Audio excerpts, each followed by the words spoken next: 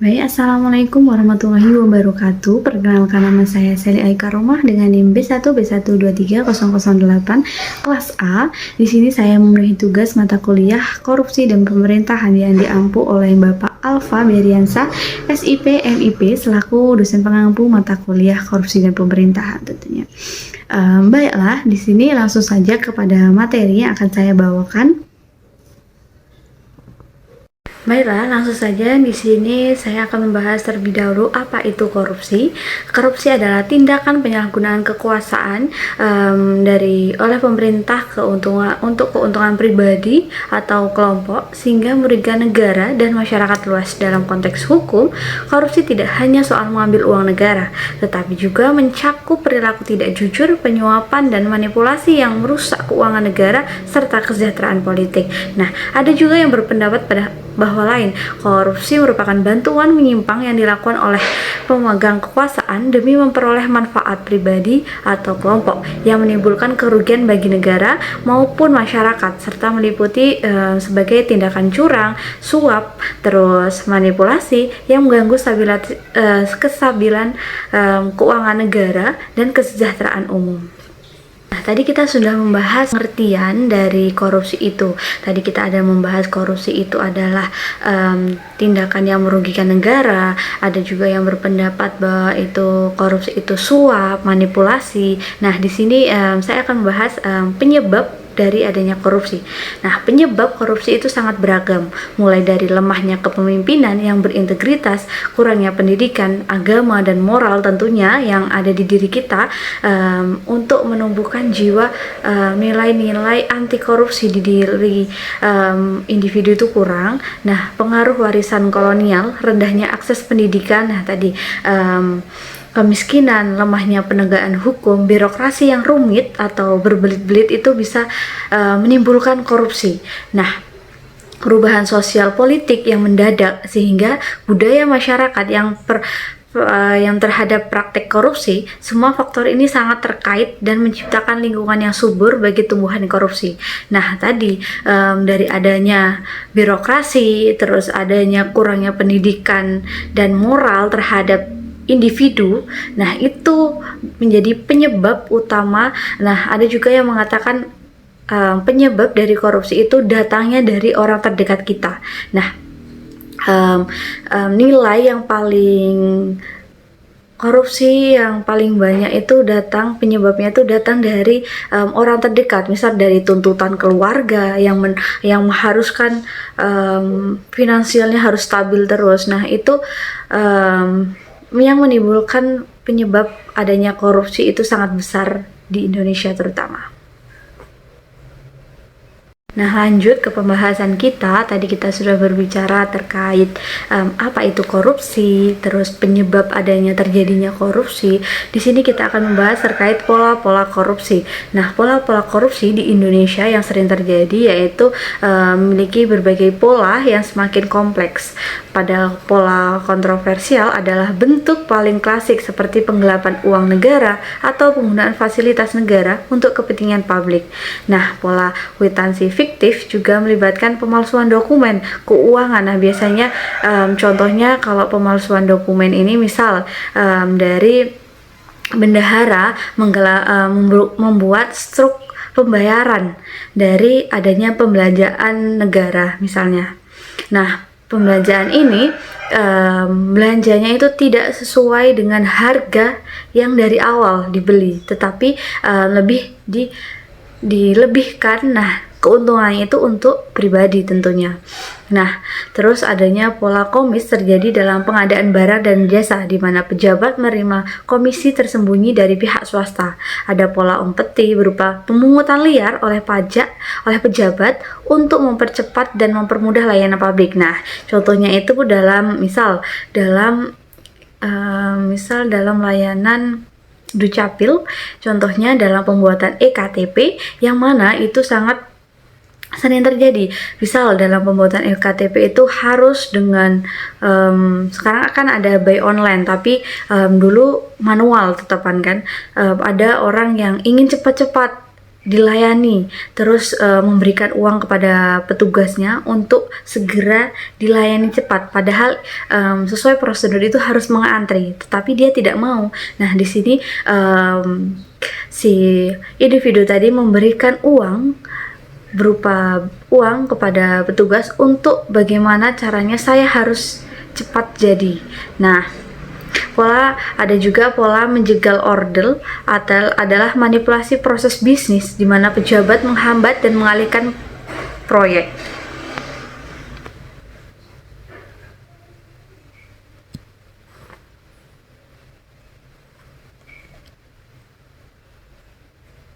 Nah, lanjut kepada materinya, yaitu terkait pola-pola korupsi. Nah, pola-pola korupsi di Indonesia. Korupsi di Indonesia memiliki berbagai pola yang sangat kompleks, terutama pada pola kontroversial adalah bentuk paling klasik seperti penggelapan uang negara atau penggunaan fasilitas negara.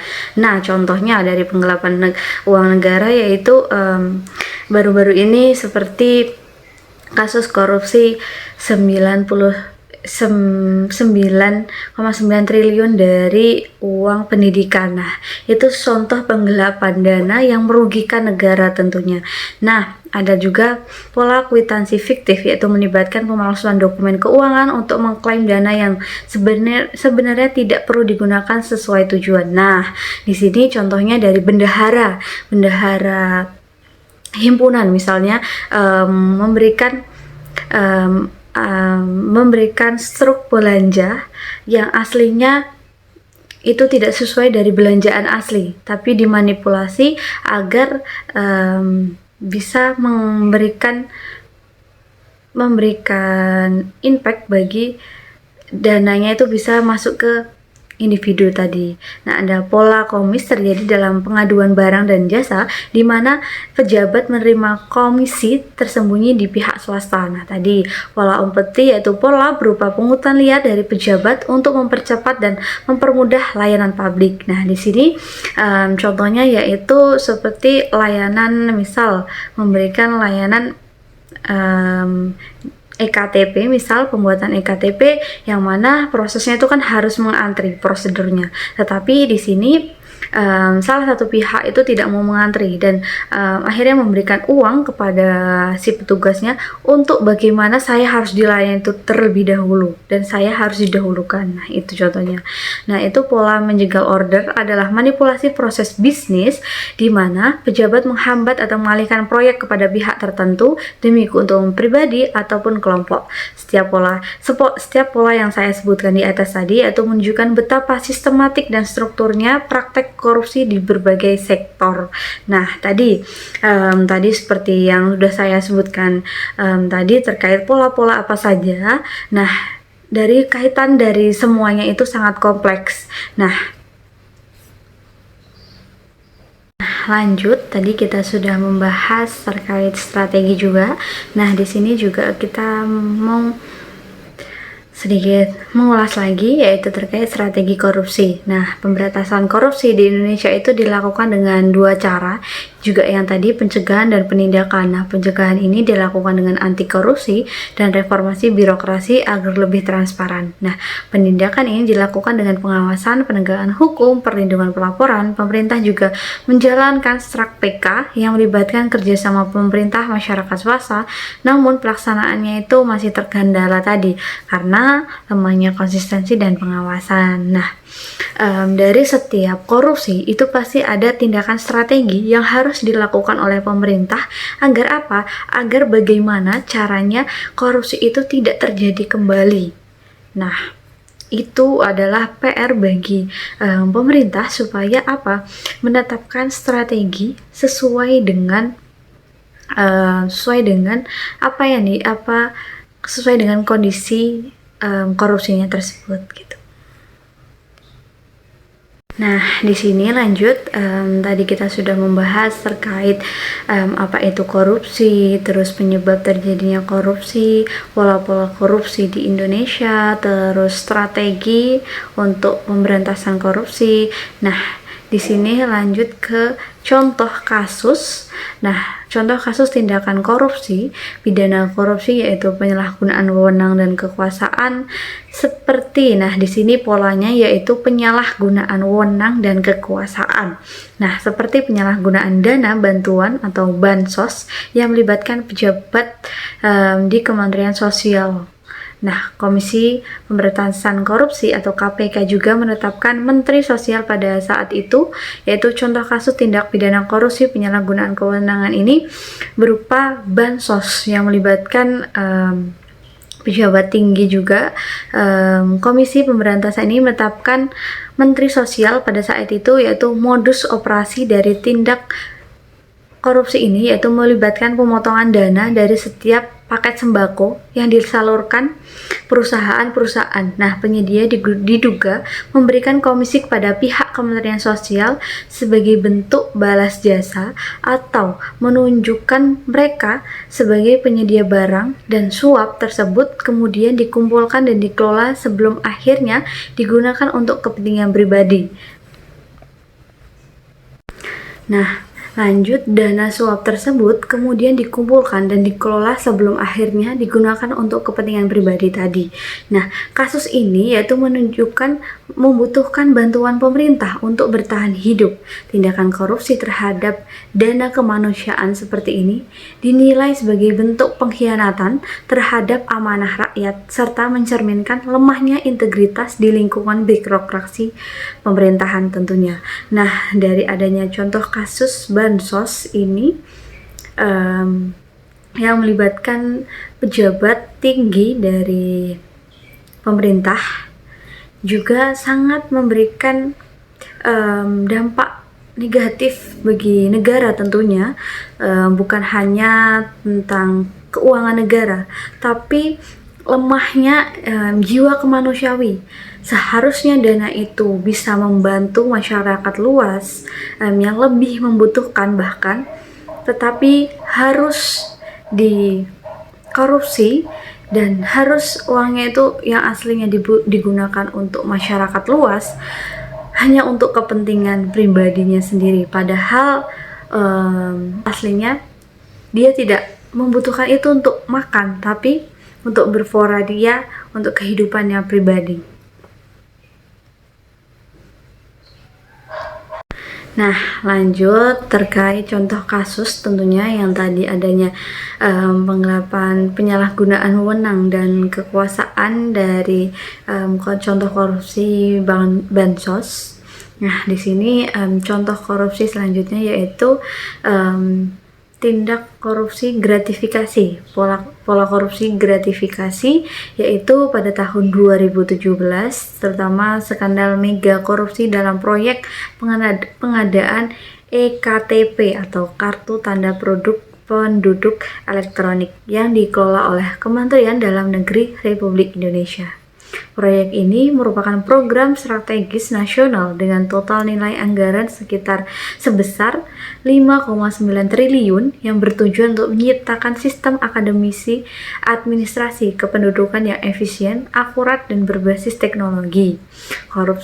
Kasus korupsi EKTP tahun 2017 menjadi bukti nyata bahwa lemahnya sistem pengawasan kekuasaan. Akibatnya, proyek yang seharusnya menjadi langkah maju dalam digitalisasi administrasi justru menimbulkan krisis kepercayaan terhadap pemerintah dan keterlambatan signifikan dalam pelaksanaan program EKTP di seluruh Indonesia. Nah, seharusnya program EKTP ini sangat mendukung untuk transparansi, untuk akuntabilitas juga dari pemerintah, tetapi malah justru melemahkan kepercayaan masyarakat. Bahkan kepercayaan masyarakat itu hampir hilang, hampir tidak ada. Karena apa? Dari contoh bantuan tadi yang sudah saya sebutkan tadi terkait bansos, itu adalah bantuan berupa kemanusiawi untuk membantu sesama manusia yang lebih membutuhkan aslinya. Nah, sama saja dari contoh kasus EKTP ini, yang mana seharusnya ini bisa menjadi langkah awal untuk pemerintah berbasis transparansi dalam elektronik digital. gitu. Materi terakhir yakni terkait kesimpulan dari materi-materi yang sudah saya bawakan tadi terkait apa itu korupsi, kenapa bisa terjadinya korupsi, terus tadi strategi korupsi, pola-pola korupsi di Indonesia, jadi contoh dari korupsi di Indonesia juga saya sebutkan tadi. Dari kesimpulannya yakni korupsi di Indonesia merupakan persoalan yang sangat kompleks dan telah mengakar dalam berbagai aspek pemerintah dan masyarakat. Untuk mengatasinya dibutuhkan strategi yang menyeluruh dan kerjasama dari semua pihak. Upaya pencegahan seperti pendidikan anti korupsi tadi dan reformasi birokrasi harus berjalan beriringan dengan penindakan hukuman yang tegas dan konsisten. Nah, keberhasilan pemberantasan korupsi itu sangat bergantung pada kepemimpinan yang berintegritas, sistem hukum yang kuat, serta partisipasi aktif masyarakat dengan sinergi antara pemerintah, masyarakat, dan sektor swasta. Langkah-langkah anti korupsi sangat berjalan lebih efektif dan berkelanjutan meskipun masih dihadapkan pada berbagai tantangan seperti lemahnya pengawasan dan konsistensi pelaksanaan. Nah, tadi soal persoalan terkait korupsi ini sangat kompleks. Nah, contoh penyebab dari korupsi itu sangat banyak tadi, dari faktor sosial, ekonomi tentunya, dari adanya penyebab korupsi dari datangnya dari keluarga, faktor internal, eksternal dari lingkungannya terutama itu sangat dibutuhkan dalam penyelesaian anti korupsi tersebut. Nah, dari adanya kasus korupsi tadi, tumbuhlah strategi untuk mengatasi bagaimana korupsi di Indonesia itu bisa dicegah. Nah, soal korupsi di Indonesia ini sangat bahkan baru-baru ini sangat booming terkait korupsi yang ada di Indonesia. Nah, pesannya untuk korupsi di Indonesia bagi pemerintahan juga lebih ditingkatkan lagi dalam sistem hukumnya, penegakan hukum yang tegas dan konsisten, dan juga tadi adanya memberikan pelatihan atau memberikan edukasi, memberikan penyuluhan terhadap masyarakat untuk nilai-nilai anti korupsi, menumbuhkan nilai-nilai anti korupsi pada diri sendiri itu sangat penting. Gitu. Mungkin itu saja penjelasan yang bisa saya sampaikan terkait korupsi dan pemerintahan. Kurang dan lebihnya saya mohon maaf. Saya akhiri. Wassalamualaikum warahmatullahi wabarakatuh.